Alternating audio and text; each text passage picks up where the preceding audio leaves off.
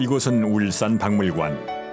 다양한 울산시의 역사가 보존되어 있는 이곳에 최초 지방의회의 회의록 원본이 있습니다. 1952년 농소면의 지방의회 기록입니다.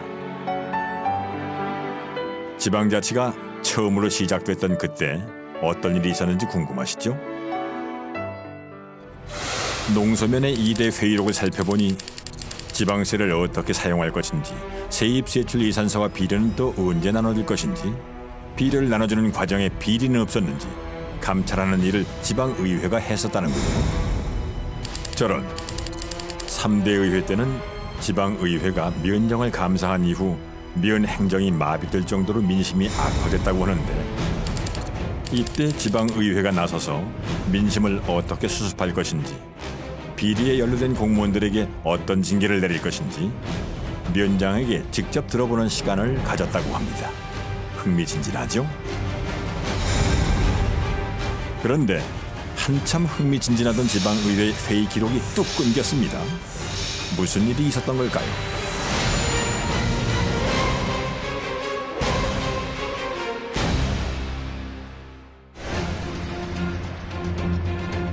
우리나라 헌법에 지방의회가 명시된 것은 1948년 7월 17일 대한민국 정부가 수립된 시점부터 지방의회는 같이 출발했습니다.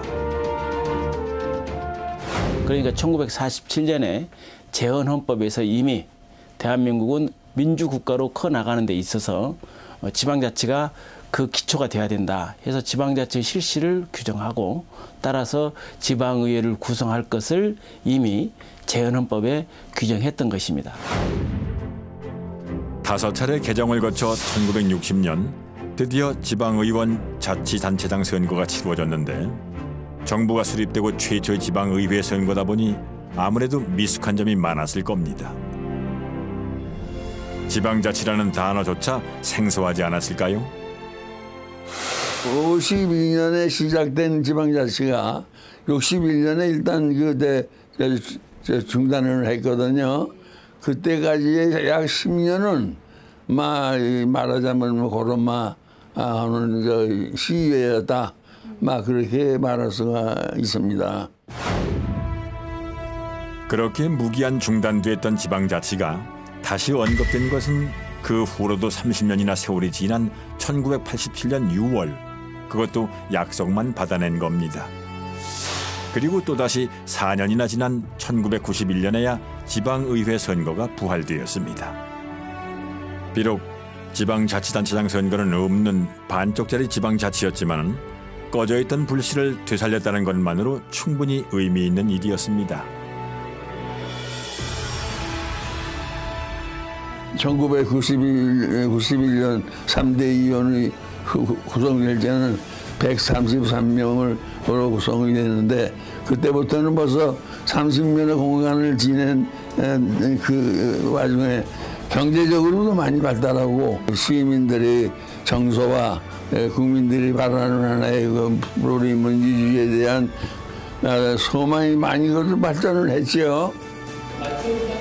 1995년 지방단체장과 지방의회 의원들을 시민들이 직접 선출하는 온전한 지방자치제가 시작되기 전까지 참으로 파란만장한 세월이었습니다. 내일을 장담할 수 없는 상황에서 의회는 일어섰고 제 목소리를 내기 시작했습니다. 풀뿌리 민주주의가 살아난 것입니다. 풀뿌리 민주주의는 평범한 주민들이 지역 공동체 살림살이에 자발적으로 참여함으로써 지역 사회를 변화시켜 나가는 참여민주주의를 말합니다. 지방의회는 풀뿌리 민주주의의 핵심이고 민심을 읽는 바로미터라고 할 수 있습니다. 풀뿌리처럼 질긴 생명력으로 버텨온 지방의회. 그러나 시민들의 관심은 냉랭하기만 합니다. 국회에서 하는 일은 어느 정도 알겠는데, 뉴스에서도 보고 해서 알겠는데, 나라에서 하는 일이면 눈에 보이는데 별로 눈에 보이지도 않고, 굳이 사람들 눈에 딱 보이게 하지 않아서 잘 모르겠어요. 되게 많은 일을 하고 있는데 사실. 어떤 거요? 의회야 너 뭐하니? 이 소리가 절로 나오는데 여러분들은 지방의회에 대해서 얼마나 알고 계십니까? 소리도 없고 국회처럼 매스컴에 자주 나오는 것도 아니라지만은 그렇다고 해도 제작진의 설문조사에 참여해준 시민분들 중에 잘 모르겠다는 분들이 너무 많습니다. 또 하나는 한국의 지방자치에 있어서 이 단체 자치의 전통이 강해서 그 주민자치적인, 다시 말씀드려서 버텀업적인 그런 이 지방자치의 전통이 없다라고 하는 부분, 약하다라고 하는 부분이 한국의 지방자치를 제약하고 있는 현실이라고 할 수가 있습니다.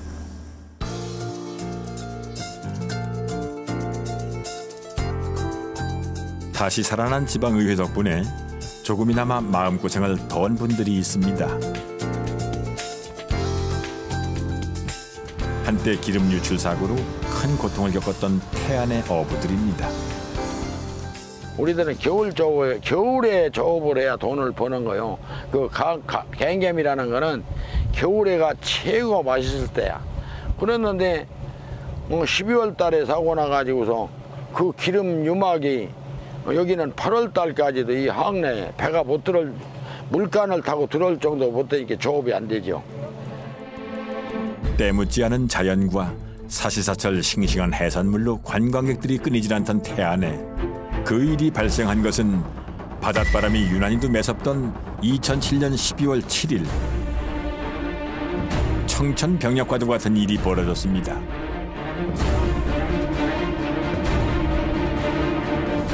모든 것이 태안에 마비가 됐다라고 그렇게 생각하시면 돼요. 어업인들한테는 바다가 마비가 됐고 또 육지에서 장사하시는 분들이나 이런 분들은 뭐 펜션이라든지 식당이라든지 데는 관광객이 발을 외면했기 때문에 끝이다 이렇게 생각을 했는데 정말 하루하루 갈수록 정말 그 암흑의 세계였습니다마는 사건이 발생하고 벌써 6년. 그동안 전국에서 온 자원봉사자들 덕분에 태안의 겉모습은 거의 예전 수준으로 회복되었습니다. 그러나 피해 보상 문제는 아직 답보 상태입니다. 이런 태안에서 끝까지 시민들을 위해 싸워주고 있는 분들이 있습니다. 태안지방의회 의원들입니다. 얼마 전에는 태안에서 서울 해당 기업 본사까지 무려 160km나 되는 길을 걷는 도보 시위도 했습니다. 작년 12월 25일부터 12월 3일까지 8박 9일 동안 걸어서 11,000화의 삼성의 그 가해자로서 피해민들한테 아무런 조치를 안 해주고 있어서 너무 억울해서 그런 것을 국민들한테 만천에 알리기 위해서 이렇게 걸어서 이렇게 갔었습니다. 이런 몇 번의 시위로 갑자기 보상금이 지급된다거나 사고 책임자가 사과를 한다든가 하는 눈에 띄는 결과는 없을지 모릅니다. 그러나 시민들이 지지해준다면은 시민을 위한 의회의 목소리에 더 힘이 실리지 않을까요? 전 세계에서 우리와 비슷한 역사를 가진 나라가 또 있죠. 예, 우리처럼 분단 국가였던 독일입니다. 그런데 분단의 역사만 닮은 게 아니라 지방의회 역사까지도 참 많이 닮았습니다. 독일의 처음 지방자치가 시작된 것은 우리와 같은 1940년대 후반. 동독과 서독이 따로따로 지방의회를 운영하다가 1990년 베를린 장벽이 무너지면서 비로소 통합된 지방의회가 만들어지게 됐는데요. 우리나라도 1991년에야 다시 지방의회가 시작됐으니 처음 지방의회가 출범한 시기와 새롭게 출범한 시기까지 우리와 꼭 맞죠? 우연치고는 너무 기묘한 우연인데요. 그렇다면 같은 시간이 지난 지금 그 결과는 어떨까요? 이 베를린의 행정체계는 아주 복잡하고 특별합니다. 1990년 통일되면서 베를린 시는 그 자체로 하나의 주가 되었고 이후 독일의 수도로 확정되면서 하나의 시이자, 주이자, 연방정부의 수도라는 복합지위를 갖게 되었습니다. 다시 말해 베를린에서 뭔가를 결정하려면 시의회와 주정부, 중앙행정부가 서로 의견을 내놓을 수 있습니다. 이 중 가장 큰 권한을 가지고 있는 곳은 어디일까요? 놀랍게도 시의회입니다. Die Hauptaufgabe dieses Parlaments ist, die Regierung zu kontrollieren. Der regierende Bürgermeister wird durch dieses Parlament gewählt. Er braucht hier eine absolute Mehrheit. 시의회가 시장을 선출한다니 놀라우시죠? 강시장 약의회인 우리나라로서는 참 상상하기 힘든 일인데요. 의회가 이렇게 큰 힘을 발휘할 수 있는 것은 시민들의 참여와 관심입니다. 시민들의 요구를 그대로 반영하는 곳이니 다른 행정기관들도 시의회 눈치를 볼 수밖에 없습니다. Und zum Beispiel dann auch schriftlich Eingaben machen und Verbesserungsvorschläge machen, was aus ihrer Sicht verändert werden soll. Und dann haben wir natürlich auch die Möglichkeit, dass man sich mit anderen zusammentut, Unterschriften sammelt.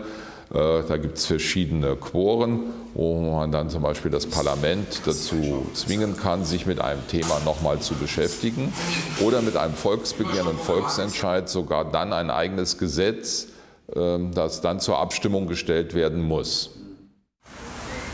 시민들의 참여가 활발하다 보니 베를린에서는 종종 중앙정부의 예상을 뒤엎는 일들이 의회에서 벌어진다고 하는데요. 처음 시작된 스웨덴에서는 오히려 맥을 못 치고 있는데 이곳 베를린에서는 성공적으로 의회에 입성한 젊은 해적당들이 그 예입니다. Aber es war natürlich für viele von uns eine Umstellung. Wir waren vorher Studenten oder hatten normale Jobs oder manche waren auch arbeitslos, sind jetzt Abgeordnete, kommen in diese politische Welt rein. 해적판이란 말 들어보셨죠? 맞습니다. 음반을 불법으로 다운로드 받는 일에 대해 반기를 들면서 젊은 층들이 힘을 모아 만든 당이 바로 해적당인데요.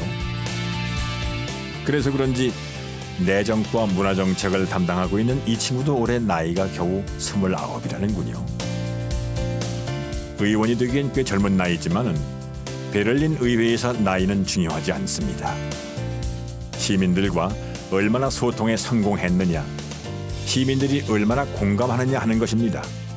Piraten damals eine Stimmung für sich mobilisieren können, wo ein Stück auch Protest gegen die etablierten Parteien sicherlich mit dabei war.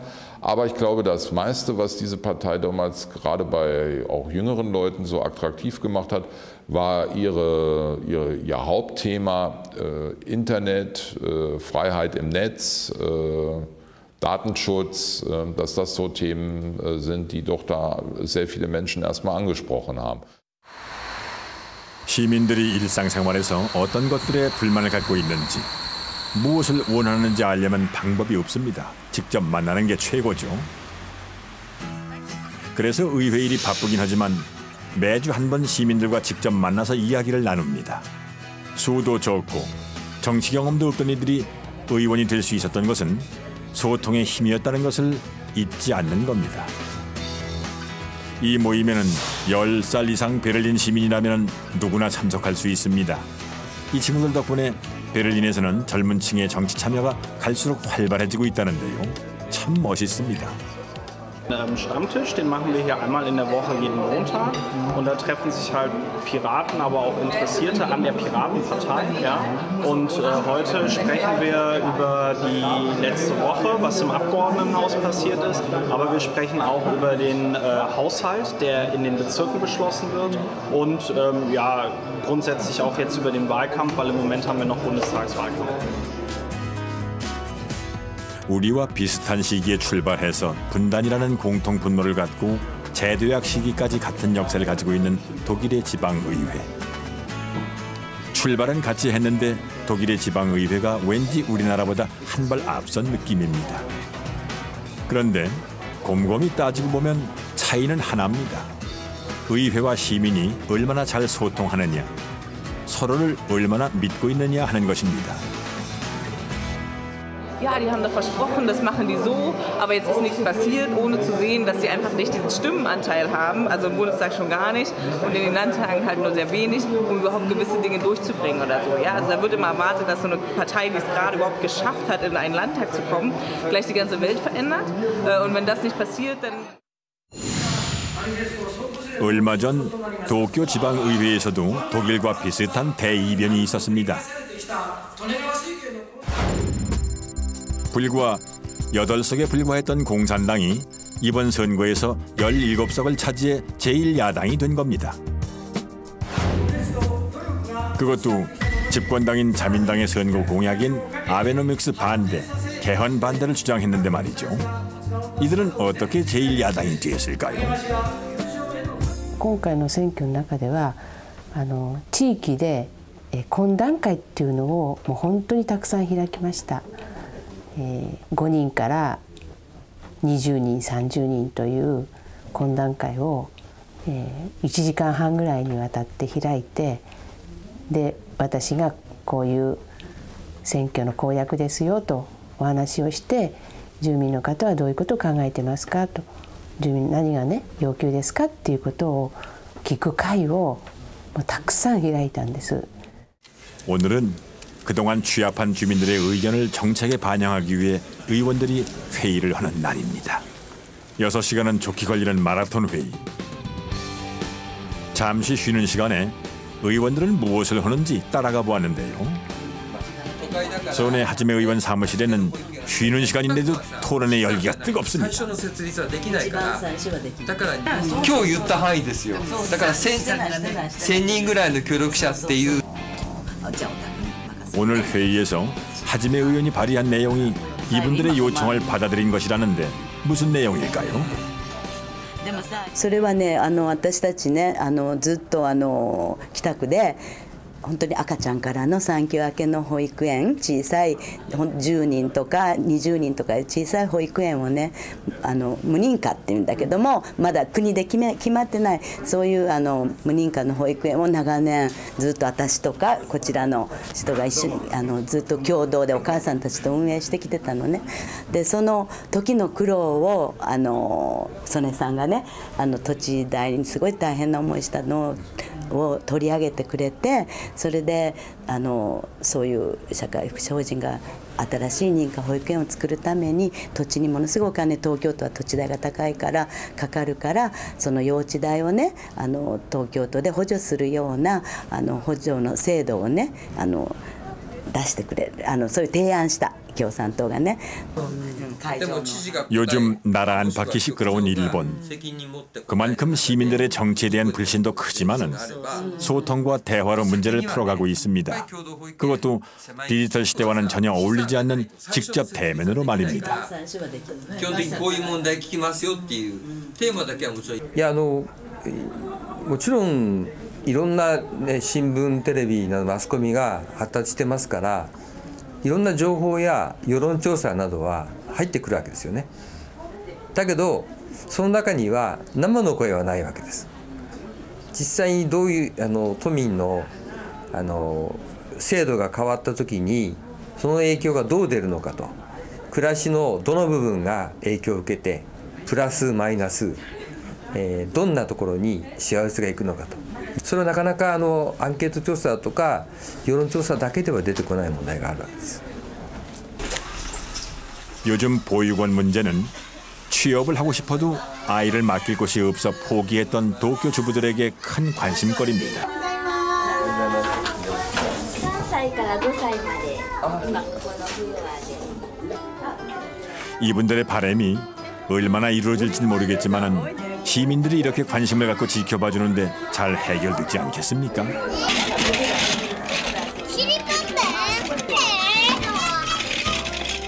이렇게 일본 지방의회가 더 열심히 뛰게 된 또 하나의 배경에는 지방분권일괄법이 있습니다.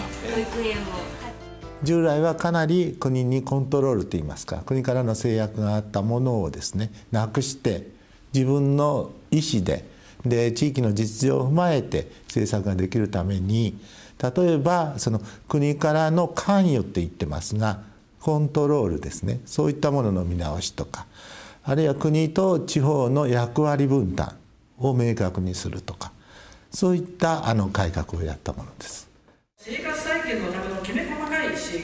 지방분권일괄법 시행 이전 일본 지방의회도 나라의 제약을 참 많이 받았습니다. 그런데 지방분권 일괄법 시행 이후 지방분권 추진위원회가 생겼고 지방세와 국세 비율도 조정됐습니다. 지방분권을 위한 강력한 법적 근거를 마련해 준 겁니다. それはですね、昔と比べれば地方がかなり力をつけていると思います。で、地方自身でいろんな政策を行われるようになってますし、自分の地域の実情を考えて、あるいは自分の地域の問題を考えて、そういった条例を作るという動きが進んでますんで、そういう意味では変わってきているというふうに思います。 지방의회의 권한이 강해진 만큼 시민을 위해 할 수 있는 일도 많아지고 그래서 시민들의 관심과 참여도 높아지는 지방의회 발전의 선순환 구도가 만들어진 겁니다.